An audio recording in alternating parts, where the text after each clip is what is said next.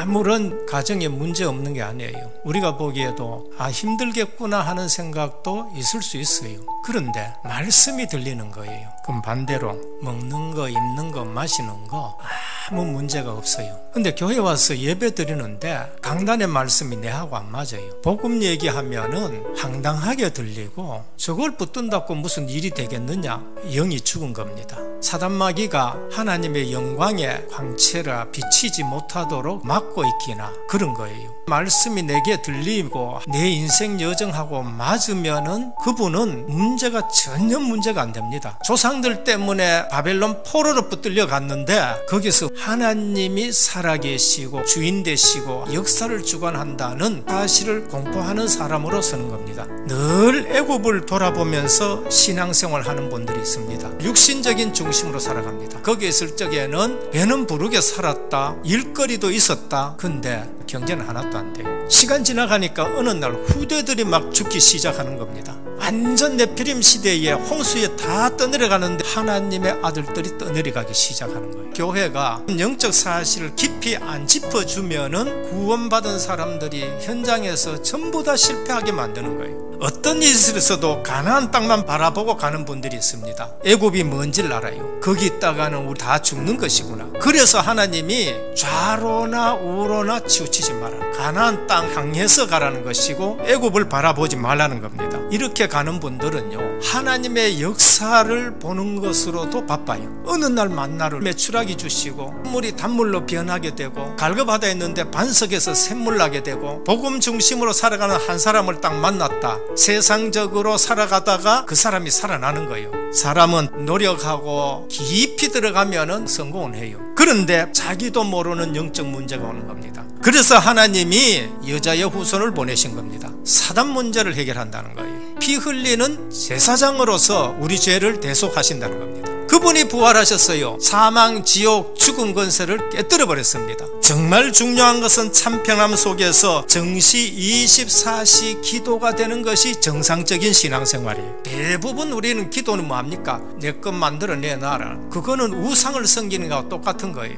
그런 거는 이방인들이 구하는 거야. 너희가 구하냐? 너희는 먼저 그의 나라와 그의 의를 구하라 하셨습니다. 말씀에 따라가고 하나님이 내 주인이 되쁘면은 그리스도 하나님 나라 오직 성령 충만 중심으로만 전부 기도하게 돼요. 하나님이 주신 중요한 뜻을 가지고 하면 돼요. 어려움이 있다. 렘넌트 7명은 눈 하나 깜짝 안 하고 증인으로 섰는데 우리는 왜 그게 안 되느냐? 내 뜻을 자꾸 구하는 거예요. 아버지의 뜻이 발견됐다. 애굽에 가도 돼요. 보디발 집에 가가지고 노예해도 괜찮습니다. 이러한 법을 놓치고 애굽을 바라보면서 종교생활하는 사람들에게 수고하고 무거운 짐진 자들아 다 내게라. 내가 너희를 쉬게 하리라 하셨습니다. 이제는 모세가 하나님이 부르실 줄을 알고 축복을 하면서 이스라엘이여 너는 행복한 자로다. 너같이 구원 얻은 백성이 어디 있느냐는 겁니다. 하나님이 네 처소가 되고 네 방패가 되고 네 영광의 칼이 되고 대적이 네게 무릎 꿇을 것이다 라고 말씀한 거 있죠. 원수의 목전에서 내게 상을 베푸시고 기름을 내 머리에 부으셔서 내 잔이 넘치나이다 했는데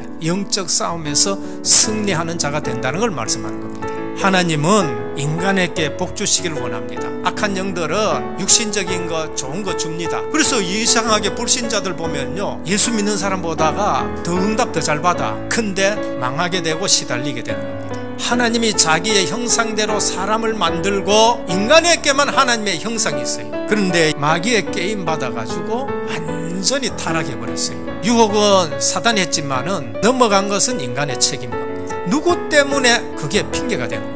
아담의 후손으로는 마귀 이길 사람이 없는 거예요. 전부 종이지. 너희는 너희 아비 마귀의 자식이니 이렇게 된 거예요. 하나님의 아들이 나타나신 것은 사단의 일을 멸하려 하심이라 그렇습니다. 참된 복의 근원을 받으라고 말합니다. 그리스도 하나님 만나는 길이 복입니다. 사단을 이길 수 있는 하나님의 아들이 나타나신 것이 복인 것입니다. 절대 주권 속에 있는 줄 믿으시길 바랍니다. 그래야 평안해요. 구원받은 하나님의 사람들에게 축복할 권한을 주신 겁니다. 레위 자손 제사장들도 그리로 갈지니 그들은 내 하나님 여호와께서 택하사 자기를 섬기게 하시며 여호와의 이름으로 하고 축복하게 하신 자라 모든 소송과 모든 투쟁이 그들의 말대로 판결될 것이니라. 여러분들이 강단의 메시지를 가지고 현장 나가서 그거를 선포하면은 여러분들에게 축복권이 있는 것을 확인하게 되는 겁니다. 이거 모르면은 성도는 바보가 되는 거예요. 12지파를 위해서 축복했는데 각 지파마다 독특한 축복을 하셨습니다. 그것이 전부 모일 때에 은혜교회는 더 크게 하나님이 역사하실 줄 믿으시길 바랍니다. 하나님은 구원받은 하나님 백성에게 이 사람 살리기 위해 가지고 이상한 사람들을 들여다 놨는데 영적 문제를 몰라. 그냥 애국 기준가대 하니까 내게 별로 덕이 안 돼. 내가 오히려 상처받아 버려. 그럼 이 사람을 어떻게 살려요? 복음의 능력이면 다 해결된다고 결론이 나야 되는 거예요. 문제를 바라보지 말고 나는 오직 하나님만 바라보면 돼요. 그러면 하나님이 그 사람 시간표에 하나님 바라보게 해보면은 완전 문제가 끝나버린 거예요. 믿는 자의 축복 기도는 성취됩니다. 그래서 우리 믿음의 말이 중요하고 우리 기도가 중요한 겁니다. 악을 악으로 욕을 욕으로 갚지 말고 오히려 복을 빌어라. 이를 위해서 우리가 부르심을 받았다. 좋은 날 보기를 원하거든 생명을 사랑하고 혀를 금하여 악한 말을 그치고 도리어 복을 빌라.